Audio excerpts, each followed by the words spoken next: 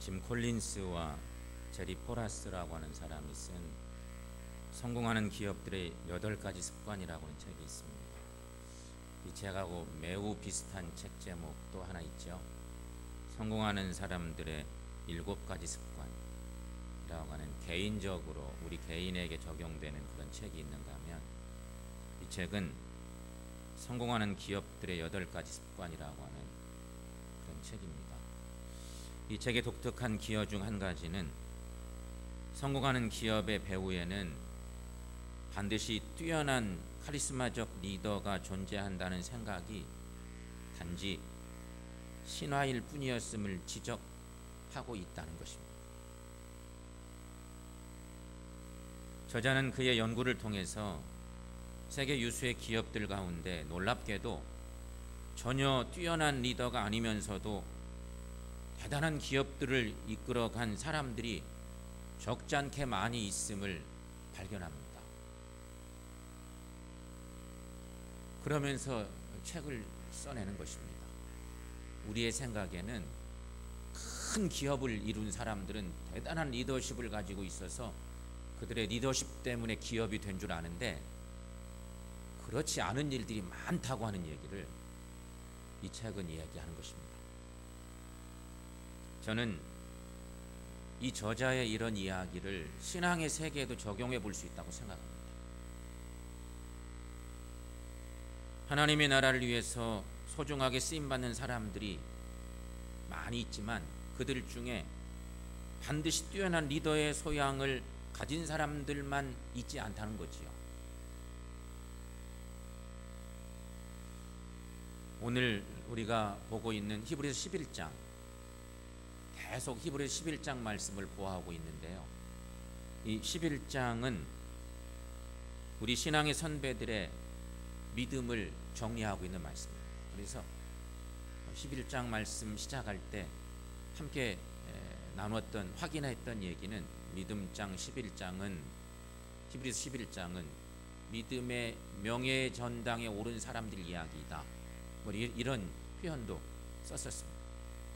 그런데 여러분, 오늘 본문쯤에 와보니까, 오늘 본문에 와보니 이 명예의 전당에서 우리를 제일 놀라게 하는 인물 하나를 만납니다. 그게 오늘 본문의 주인공인 여인 라합입니다. 우리는 라합을 잘 압니다. 그런데 그 라합이 믿음의 명예의 전당에 올랐어요. 오늘 히브리서 11장 말씀에서 한번 생각해 봅시다. 여러분, 라합에 대한 이해 얼마나 여러분 알고 계신지. 그녀는 결코 뛰어난 믿음의 지도자 대열에 설 만한 인물은 아니었습니다. 우리는 창세기의 유수한 믿음의 사람들 이야기를 읽을 때면, 그래, 그분들은 믿음이 참 대단했지, 본받을만 했지, 얼마나 위대한 사람들이야, 이렇게 우리가 그냥 100% 수긍하고 인정하고 갈만한데, 오늘 본문의 주인공 라합이라고 하는 여인은 여러분 어떨까요? 그러지 않다 싶지 않습니까? 우리의 이해 속에도. 그녀는 우선 여인이었습니다. 요즘이야 여권 신장이 대단히 이루어져서 여성에게 홀대하고 이런 것이 거의 없는 시대가 됐지만, 구약 시대에는요, 여성의 인권이 전혀 존중받지 못하던 시대입니다. 그런데 믿음의 위인들 가운데 지금 라합이 등장하고 있습니다. 그는 여인이었어요. 뿐만 아니라 그녀는 선민의 입장, 이스라엘 선민의 입장에서 보면 하나님의 선택받지 못한 이방인 가나안 사람이었습니다. 비교 대상이 아니죠. 이런 일들은 신약 시대에 와서도 이런 문제가 심각했는데, 초대교회 시대에도, 이 구약 시대에 이방 여인, 그가 믿음의 전당에 올랐다, 이해하기 어려운 일입니다.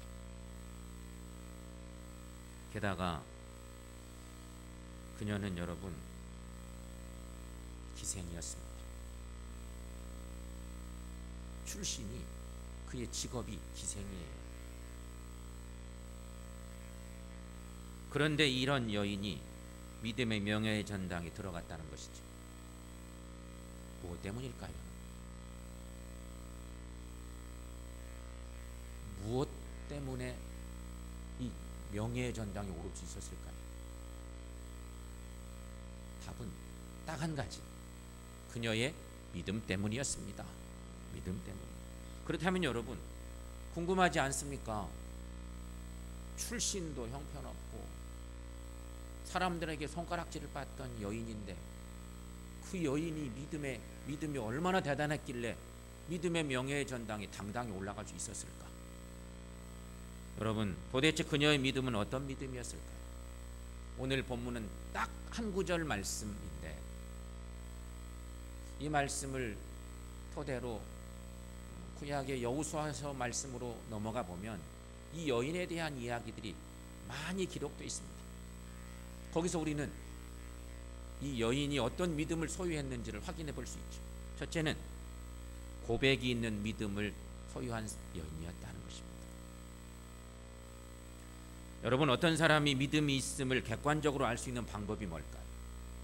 우리가 지금 다 함께 예배를 드리고 있는데 우리의 믿음의 척도는 다 달라요. 직분 받았다고, 어떤 직분을 소유했다고 믿음이 하나님이 기뻐하시는 자리까지 올라가 있을까? 꼭 그렇지도 않아요. 그러니까 우리가 생각해 봐요. 어떤 사람의 믿음을 어떻게 객관적으로 이렇게 점검해 볼 수 있을까? 방법은 딱 한 가지입니다. 그 사람의 신앙 고백이에요. 그래서 신앙 고백 위대한 거죠. 가장 단순한 신앙 고백, 그것은 입으로 하나님이나 예수님을 시인하는 일입니다. 그게 가장 쉬운 방법이에요. 하나님을 내가 믿는다고 고백하는 거죠. 예수님을 나의 구세주로 고백하는 믿음이 있는 거죠. 입술로 고백하는 거예요. 그런데 바울 사도는 이런 신앙 고백을 구원의 조건이라는 차원에서 말해서 우리가 유명한 성경 말씀이 한 구절 있습니다. 로마서 10장 10절 말씀, 우리가 잘 아는 말씀이에요. 함께 읽어보겠습니다. 사람이 마음으로 믿어 의에 이르고 입으로 시인하여 구원에 이르느니라. 아멘. 여러분 마음이 신앙이 머무는 곳입니다. 우리는 신앙생활하면서 계속 갈등합니다. 구원 문제도 갈등하고 정말 내가 예수님을 잘 믿기나 하는 건지, 내 신앙이 제대로 가고 있는 건지, 이런 갈등을 어렸을 때만 하면 좋은데 중년이 되고 노년이 되어도 계속 갈등합니다. 솔직히 말하면 신앙이 자꾸만 흔들흔들 할 때가 있는 거죠. 그런데 가만히 생각해 보세요. 마음이 신앙이 머무는 장소입니다. 그렇다면 입술은 신앙이 고백되는 곳입니다. 이 두 가지는 절대 모순되면 안 됩니다. 마음 따로 입술 따로 그러면 안 되는 거예요. 마음과 입술은 함께 갈 수 있어야 되고 그래야 맞아요. 그게 건강한 신앙인의 모습이에요. 그런데 여러분 만일 마음에는 없는데 입술로만 고백을 한다고 해봅시다. 마음은 냉랭한데 입술로는 잘도 고백해요. 그러면 그 사람은 위선자 신앙인입니다. 반대로 마음에 있는데 입술로 고백을 못해. 마음은 막 정말 예수님 사랑해, 정말 하나님 사랑해, 내 마음은 막 뜨거워. 근데 쑥스러워서 고백을 못해. 사람들 앞에서도 고백 못해. 입술로 고백을 못해. 그러면 여러분 그것은 정말 비겁한 침묵자인 것이죠. 여호수아서를 보면 기생 라합은 위대한 신앙 고백을 합니다. 말씀의 상황으로 볼 때 이스라엘 백성들이 이렇게 때로 막 몰려와서 가나안 땅에 들어왔다는 소식이 들려올 때쯤 소식을 듣고 그 여인은 이미 하나님을 영접합니다. 소문이 먼저 왔는데 소문 듣고 나서 그 여인의 마음이 확 열린 거예요. 여호수아 2장 11절 말씀, 우리가 잘 아는 말씀입니다. 여기서 우리는 기생 라합의 위대한 신앙 고백을 발견할 수 있는데요, 여러분 그 말씀도 함께 읽어보겠습니다. 우리가 듣자 곧 마음이 녹았고 너희로 말미암아 사람이 정신을 잃었나니 너희의 하나님 여호와는 위로는 하늘에서도 아래로는 땅에서도 하나님이시니라. 아멘. 이방 여인이 이런 고백을 한 거예요. 하나님을 전혀 만난 적도 없고 믿을 기회도 없던 이 여인인데 이스라엘 백성들이 출애굽해서 가나안 땅까지 들어오는 사이에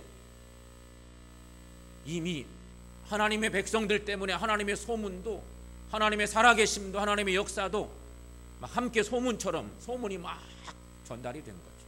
소문만 듣고도 이 라합은 마음의 감동이 일어났던 거예요. 그녀는 분명히 어느 날 만유를 지으시고 섭리하시는 이스라엘의 하나님이 어떤 분이신지, 어떤 일을 하고 계신지 듣게 되었을 것이다.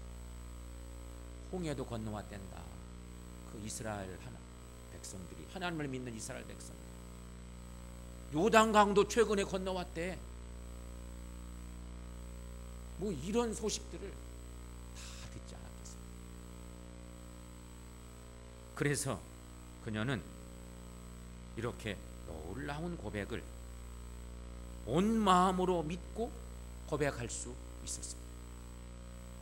로마서 10장 17절 말씀에 의거해 보면 그녀의 믿음은 들음에서 난 것이에요.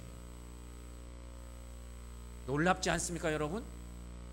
하나님의 백성들이 온다는, 구원의 하나님의 백성들이 지금 들어오고 있다는, 그 하나님의 은혜 때문에 살아오고 있다는 그 많은 사람들 이 얘기를 듣기만 했는데 들음에서 믿음이 생긴 거예요. 놀라운 일이에요.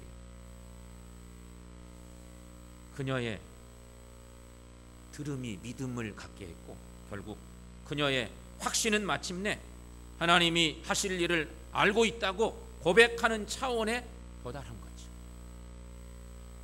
그래서 정탐꾼들에게 이 여인이 그렇게 고백한 얘기가 여호수아 2장 11절 말씀입니다. 그런데 여호수아 2장 9절 말씀에는 이런 표현의 말씀이 먼저 전제 조건처럼 있는 말씀이 있습니다. 여기서는 라합이 말합니다. 여호와께서 이 땅을 너에게 주실 줄을 내가 아노라. 이런 고백을 하는 거예요. 하나님께서 자기들이 살고 있는 그 땅을 너희들에게 줄 걸로 나는 안다. 이런 고백을 하고 있는 것입니다. 여러분, 여기서 안다는 것은 확신의 경지에 들어간 사람의 고백인 것입니다. 한국교회에서는 확신의 표현으로 믿습니다. 예배 드릴 때 우리가 그런 표현을 얼마나 많이 합니까? 믿습니까? 그럼 믿습니다. 뭐 아멘 이렇게 대답을 하는 그 믿음의 고백 정도인데, 이런 표현이 널리 통용되고 있는 것이 우리 한국교회 현실인데, 하지만 여러분, 안다고 하는 것이 더 강렬한 확신의 표현이죠. 그래서 바울은 디모데후서 1장 12절 말씀에서 이렇게 고백하는 내용이 있습니다. 내 인생과 내 영혼, 내 구원을 의탁한 그분을 내가 안다. 그런 고백을 바울 사도도 합니다.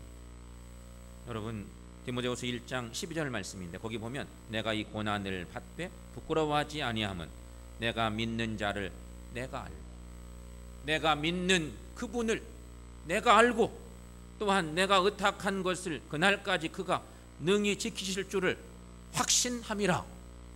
이렇게 고백하고 있는 것입니다. 마찬가지입니다, 여러분. 바울 사도가 그런 것처럼 라합도 마침내 하나님이 하실 일을 내가 안다고 고백할 수 있었습니다. 그가 알게 된 것은 여호와께서 이 땅을 너에게 주실 줄을 내가 아노라. 놀라운 일이죠. 가만히 생각해 보니까 그런 확신이 확 든 거예요. 이스라엘 백성들을 만나보니 더더욱 그런 마음이 들었다. 성도 여러분, 라합은 이처럼 고백이 있는 믿음을 갖게 되었어요. 그렇다면 여러분, 우리들도 이런 고백이 있는 믿음을 소유하고 온전한 믿음의 사람들로 살아가는 우리 모두가 되시기를 축원합니다. 두 번째는 행함이 있는 믿음입니다. 하나님께서 라합을 쓰신 이유, 그 첫 번째 조건은 이 여인의 멋진 믿음의 고백 때문이었습니다. 이 보통 믿음이 아닌 거예요. 그 믿음을 확실히 입술로 막 고백하죠. 그러자 하나님은 그 믿음의 고백의 근거 위에 구체적인 행함이 있는 믿음을 그녀로 하여금 갖게 합니다. 고백이 있는 믿음, 그리고 행동하는 믿음, 그것이 연결되게 한 거죠. 라합은 이스라엘의 정탐꾼들을 영접하고 보호하고 평안히 돌려보냅니다. 우리가 성경을 통해서 알죠. 정탐꾼들이 라합의 집에 들어온 걸 보고 가나안 사람들이 쫓아왔습니다. 정탐꾼 잡으려. 근데 숨겨줬어요. 없다고 거짓말하고 나중에 다 돌려보내는 일까지 다 했습니다. 사실 이런 일들은 목숨을 건 일입니다. 이스라엘 정탐꾼들을 숨겨준 일이 발각되면 그녀는 민족의 반역자로 몰려서 목숨을 잃을 수도 있었을 것입니다. 그러나 하나님을 향한 믿음 때문에 그녀는 담대할 수 있었습니다. 하나님을 향한 믿음이 생기니까 이 이스라엘 정탐꾼들을 숨겨줘야 되겠어요. 편들어줘야 되겠어요. 자기에게는 이익도 하나도 없는데 괜히 그런 마음이 막 생기는 거예요. 하나님의 사람들이기 때문에. 그래서 민족적으로는 반역자가 되고 말았죠. 후일에 야고보서를 쓴 야고보가 야고보서에서 얘기합니다. 여러분 나중에 야고보서를 읽어볼 기회가 있으면 주목해서 읽어볼 필요가 있는데, 야고보는 이런 라합의 행동이야말로 그리스도인의 믿음이 맺어야 할 전형적인 열매라고 소개합니다. 특별히 야고보서 2장 25절 26절 말씀, 우리가 너무 잘 아는 그 유명한 말씀이 이 라합이라고 하는 여인의 이야기와 함께 있습니다. 여러분 함께 읽어보겠습니다. 또 이와 같이 기생 라합이 사자들을 대접하여 다른 길로 나가게 할 때에 행함으로 의롭다 하심을 받은 것이 아니냐. 영혼 없는 몸이 죽은 것 같이 행함이 없는 믿음은 죽은 것이니라. 아멘. 행함이 없는 믿음, 행함이 있는 믿음, 이거 생각하면 야고보서 이 본문 말씀을 우리는 기억해야 맞을 정도로 너무 유명한 말씀이에요. 그런데 여기 야고보는 분명히 그렇게 얘기하고 있어요. 더 놀라운 건 여러분, 야고보서의 말씀 보면 야고보서에서 야고보는 믿음의 사람의 대표로 아브라함을 소개하고 있습니다. 우리 잘 알죠. 믿음의 조상 아브라함. 여기에 대해서 우리가 이의를 제기할 사람이 하나도 없어요. 분명히 믿음의 사람 대표주자 아브라함 얘기합니다. 그리고 또 하나, 행함의 대표주자 여인 라합, 이렇게 소개하고 있는 거예요. 딱 비교해서 얘기하는 거예요. 라합은 아브라함, 이삭, 야곱, 요셉에 비교하면요, 어디 따라가도 못할 형편없는 믿음의 사람 아닐까요? 사람의 눈으로 볼 때 그런 거지. 어떻게 비교해요? 그런데 야고보는 이렇게 비교하고 있는 거예요. 아브라함에 견줄 만한 행함이 있는 믿음의 사람 여인 라합이다 소개하고 있는 것입니다. 참으로 놀라운 일이 아닙니까요? 라합이 당당하게 아브라함과 나란히 언급되고 있는 것이에요. 라합은 믿음이 있었기 때문에 행할 수 있었습니다.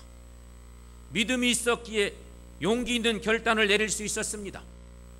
라합이 정탐꾼을 보호해 준다고 해서 당장 얻어질 수 있는 것은 아무것도 없었습니다. 오히려 목숨만 잃어버릴 일입니다. 그것은 분명 희생이죠. 그리고 어쩌면 그것은 내적으로 엄청나게 고독한 결단. 이거 해야 돼 말아야 돼. 마음에는 감동이 찾아왔는데요, 하나님을 믿는 마음도 생겼고 감동으로 뜨거운데 도와줘 마라, 신고하고 그냥 내가 오히려 여러 가지 더 인간적인 보상을 받을 수 있는, 얼마나 힘들었을까요?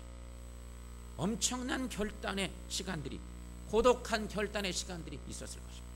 그러나 라합은 믿음으로 결단합니다. 그리고 믿음으로 행동합니다. 오직 하나님께 대한 믿음 때문에 가능할 수 있었던 행동이었습니다.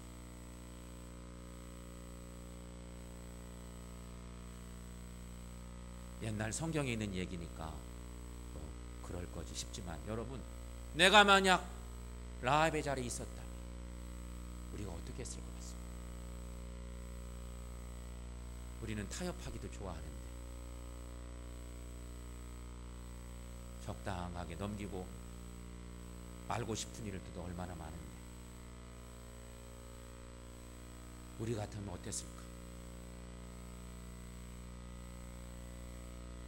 그렇습니다, 여러분. 때로 그리스도인의 행함은 세속적인 모든 가치관을 거스르는 고독한 결단을 요구하는 경우들이 적지 않습니다. 그래서 바울 사도는 로마서에서 그 유명한 이야기를 우리에게 했는지도 모르겠습니다. 바울은 이런 얘기를 했습니다. 너희는 이 세대를 본받지 말라. 우리 너무 잘 아는 말씀 아닙니까? 그리스도인 된 우리들이 세대를 본받다 보면 하나님을 기쁘시게 할 수가 없어요. 영적인 결단 더더욱 할 수가 없어요. 그래서 바울은 이렇게 얘기한 거죠. 성도 여러분, 기생 라합이 이렇게 행동할 수 있었다면 우리도 행동할 수 있어야 하지 않겠습니까? 아브라함이 한 행동은 겁나서 우리가 따라가기 어려울지 모르겠는데, 기생 라합은 평범하지 그지없고 우리보다 훨씬 못한 여인 같기도 한데, 그 여인이 이렇게 행동했다면 우리도 행동할 수 있지 않을까? 믿음이 행동을 요구합니다. 라합의 믿음은 행동이 있는 믿음이었습니다. 그렇다면 우리의 믿음은 어떻습니까? 간절히 바라기는 우리들도 행함이 있는 믿음을 소유하고, 그래서 하나님을 높이는 삶을 사는 우리 모두가 되시기를 축원합니다. 세 번째로는 상급이 있는 믿음입니다. 히브리서 11장 6절에서 이미 히브리 기자는 진지한 믿음의 사람들은 하나님께 상급을 받을 것이라고 선포하며 믿음장이 전개됩니다. 히브리서 11장 6절 말씀 우리 한번 또 읽어보겠습니다. 믿음이 없이는 하나님을 기쁘시게 하지 못하나니 하나님께 나가는 자는 반드시 그가 계신 것과 또한 그가 자기를 찾는 자들에게 상 주시는 이심을 믿어야 할지니라. 아멘. 이 말씀이 히브리서 11장 서두에 딱 있습니다. 믿음장을 이해하는 키가 되는 말씀이 11장 6절이라고 하는 것입니다. 정말 그럴까? 정말 신앙적으로 진지하게 주님을 섬기고 믿고 나가는 믿음의 사람들에게 영적인 복이 주어질까? 정말 주어집니다. 기생 라합의 믿음은 과연 어떻게 보상되었을까? 첫째는 이스라엘 백성들이 여리고 성에 쳐들어온 그날 구원받습니다. 이게 인간적인 구원이지만 구원받습니다. 그날 자기와 자기 가족들, 친지들이 약속받은 그대로 구원받습니다.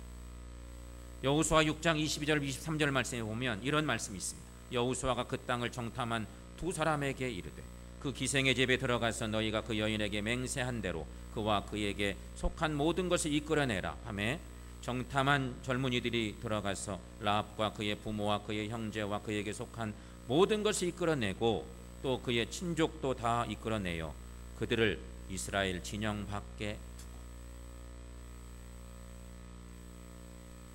그러니까 여리고성이 무너지는 그때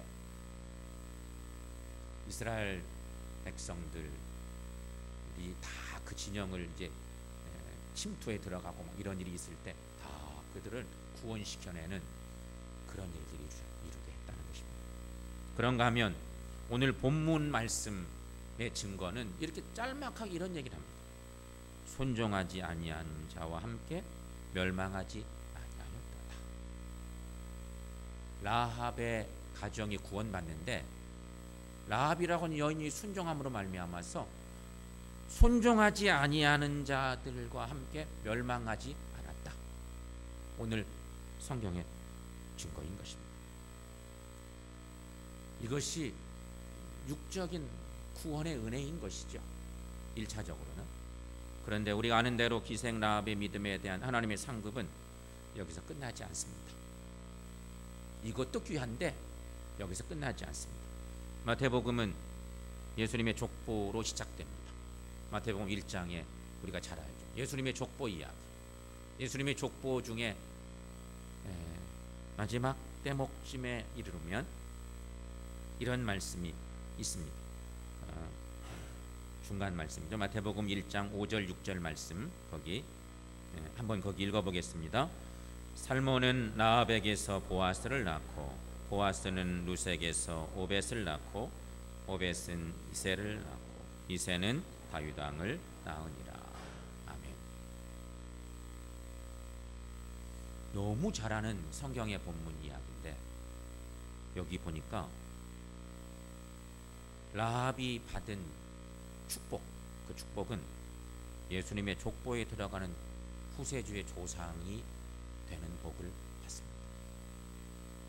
이보다 더 큰 복이 어디 있겠습니까? 기생 출신이었던 믿음의 여인이 된 이 라합이 이렇게 변했다 하는 얘기죠. 그녀는 부끄러운 과거를 뒤로하고 자랑스러운 미래의 축복의 도구가 되었습니다. 그리하여 그녀는 변화된 인생을 살아가는 한 표상이 되기에 흉건했다 하는 것입니다. 성도 여러분, 여리고성 정복 이후 이스라엘 백성들이 이제 가나안 땅에 들어가서 여리고성이 무너졌는데 실은 하나님이 무너뜨린 일이죠. 하나님께 순종하고 나가다 하나님 무너뜨린 일입니다. 여리고성 정복 후에 라합의 변화된 인생은 이 도성에서 얼마나 화제가 되었을까? 우리가 한번 생각해. 성경을 읽다 보면, 성경 말씀 묵상하다 보면 이런 상상력들도 많이 필요하지요. 성경이 이런 얘기를 다 기록해 놓지 않으니까. 동시에 이 여인이 이렇게 어마어마한 변화를 겪었다면 이 여인 때문에 이웃의 사람들도 나중에 많은 도전을 받았을 것입니다. 분명하죠. 한때는 이 여인이 창기였습니다. 매춘부였습니다. 그래서 여리고 어두운 골목에 방황하던 이 여인이었는데 이 여인이 이제는 당당한 하나님의 딸이 되어서 믿음의 삶을 살고 있습니다. 사랑하는 여러분, 이 여인의 이야기가 여리고 도성 안의 많은 이웃들에게 도전이 되는 그런 얘기였음이 분명하다면 오늘 우리의 삶을 생각해 보면 이 여인의 이야기가 오늘 우리에게는 어떤 영향을 줄까? 우리에게는 어떤 감동을 주는 것일까요? 오늘 우리 교회와 우리 사회에는 라합과 같은 변화된 사람들이 필요합니다. 그 사람이 누가 될까? 그 변화된 사람이 과연 누가 되느냐? 이것도 중요하지. 사랑하는 성도 여러분, 우리 중에 변화된 라합, 회개한 라합들이 일어나서 자신을 새롭게 하신 하나님을 증거하기 시작한다면 아직 우리에게는 희망이 있다고 믿습니다. 성도 여러분, 회개는 개인을 살게 하고 가정을 살게 하고 민족을 살리는 일이기 때문인 것입니다. 사랑하는 성도 여러분, 오늘 이 예배를 드리면서 우리 모두가 다시 한번 믿음을 묵상하는데 나의 믿음도 확인해 보는데 변화된 라합과 같은 사람들이 다 함께 되십시다. 동시에 라합의 믿음을 함께 배우십시다. 하나님이 우리에게 원하시는 것은 그런 것입니다. 저렇게 천하디천한 여인도 하나님을 믿고 나갈 때, 결단하고 나설 때 놀라운 믿음의 사람으로, 믿음의 도구로 쓰셔서 하나님의 구원의 역사를 이루어 주셨어요. 우리들도 정말 부족하고 연약한 존재였는데 우리를 하나님이 부르셔서 주의 자녀 삼으시고 구원의 백성 삼으셔서 지금까지 우리를 통해 일하신 하나님입니다. 하나님이 우리에게 때로는 결단케 하시고 일하게 하시는데 어떤 결단을 할까? 어떤 믿음을 소유할까? 우리에게 말씀하신다는 것입니다. 성도 여러분, 변화된 라합이 되십시다. 라합의 믿음을 함께 배워가십시다. 그래서 우리 모두 믿음의 상급을 받는 귀한 인생 살아가는 우리 모두가 되시기를 축원합니다.